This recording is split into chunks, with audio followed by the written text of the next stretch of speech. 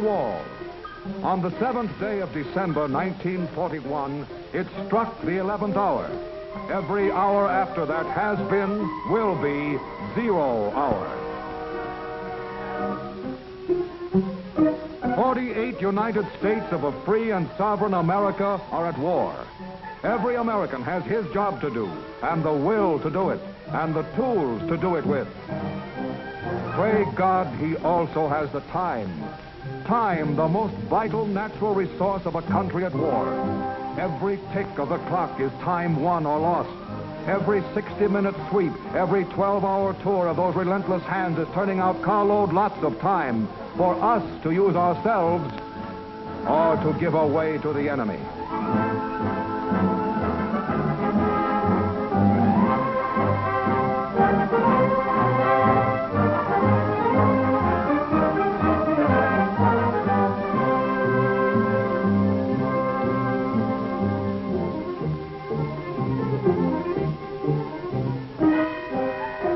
All the scientific devices of chronology are machines manufacturing time.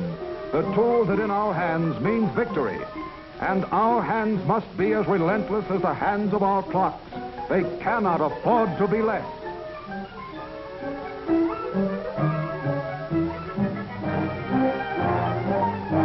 Sunrise over Republic Steel. High noon at Willow Run. Sunfall on the Electric Boat Company.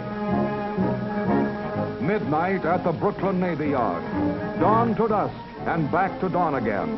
3 8-hour shifts, 1 day. So much can be done in a day if Americans will keep their sleeves rolled up. Inside of 24 hours, 1/20th of a freighter or a tanker can be built. Within those same 24 hours, a squadron of tanks can roll off the assembly line, and a flight of bombers can be made ready from radio to rudder boat. In 1 day, 1,000 acres of corn can become 30,000 bushels of food. In 1 day, 1 plant unit can turn out enough rifles to equip a battalion of infantry, the men who, in 1 day, might win a war or lose it. How? Well, let's visit upstate at a factory where they make 30 caliber rifle cartridges for the Army. Let's visit Jean, one of the girls who inspects these cartridges before they're shipped. She's a good kid, loves her country, and a guy named Joe. He gave her that pin she's wearing before he went to Australia. She's a good kid, honest, intelligent, but she gets tired in the afternoon sometimes, likes to take extra time off for a smoke. That's all, only a few minutes. A few minutes. It only takes a second to jar the primer out of a cartridge. And it only takes a second to put an OK ticket on a lot that should have been rejected. A cartridge without a primer is one that will never fire. It's about as useful in a rifle as a cigarette, or as the minutes that go up in its smoke. 1 bad cartridge, 1 chance in a million to get by undetected. 1 second in 60. 1 girl out of 100 who is an honest, patriotic, intelligent saboteur.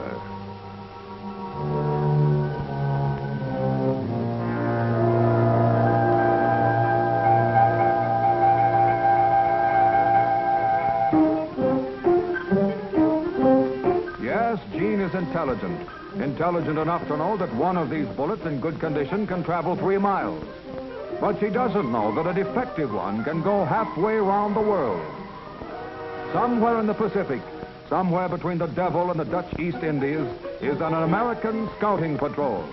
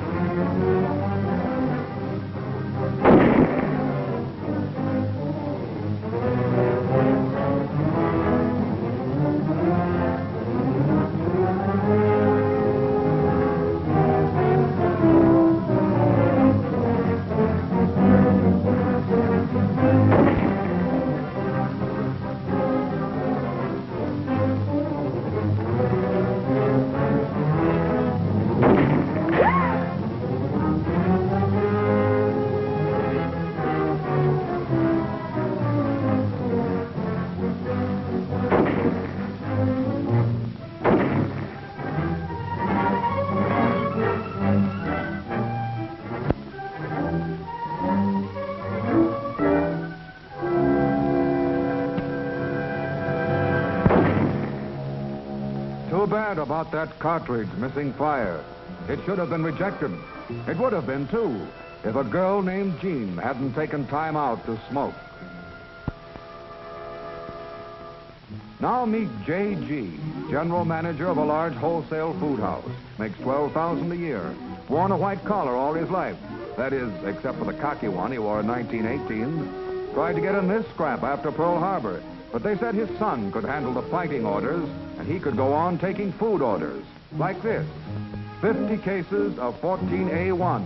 That's code for lifeboat provisions. Notify Martin. That means ship on Monday. Too old to fight, but not too old to work yourself silly trying to get out orders and priorities on time. Time? Holy mackerel, it's 2:30. I'll have to rush like old Harry to make it. Better tell Mabel where I'll be. Oh, no. Why bother? It's Saturday. That lifeboat stuff doesn't go out till Monday. Nothing can come up over the weekend. Besides, I've got an important engagement with a couple of guys. Important engagement with a couple of guys. A couple of guys on the home team. Well, they are leading the league, and it's his first Saturday off in 4 months. And there's nothing that can't wait 9 innings. Nothing, that is, except time and tide and convoys. A change in sailing orders and an urgent wire in code. Lifeboat supplies to be shipped at once. Shipped by a man who is busy coaching at first base. Unfortunately, a convoy can't wait for the last inning. A convoy waits for the tide, and the tide waits for no man. Standing beside a lifeboat, only partly provisioned, 6 American flyers sail for Ireland in convoy on a freighter that falls behind its escort. It's an old story.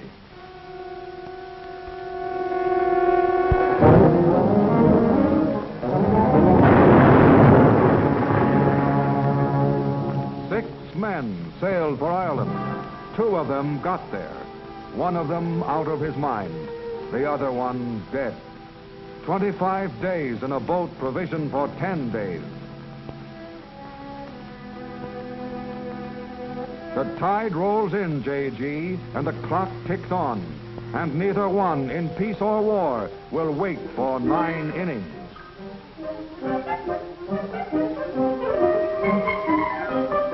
The state of North Australia is 23 time zones away from the state of Michigan. But the clock on the cockpit of the plane over Darwin and the watch on the wrist of the officer in New Guinea are synchronized with the clock at the door of the factory in Detroit and geared to the clock over the water cooler in Kalamazoo. The production rate of our factories and the firing rate of our guns is synchronized by one machine, the clock. This is the machine that manufactures victory, turning out 32.5 million seconds each year. Each separate tick, a precious tool to use in building our future. And you, these are your tools, your hands, and they must be as relentless as the hands of your clocks. If we are to conquer, they cannot afford to be less. Still might and still our world and to win liberty for all. Let's keep the flame of freedom blazing whatever may befall.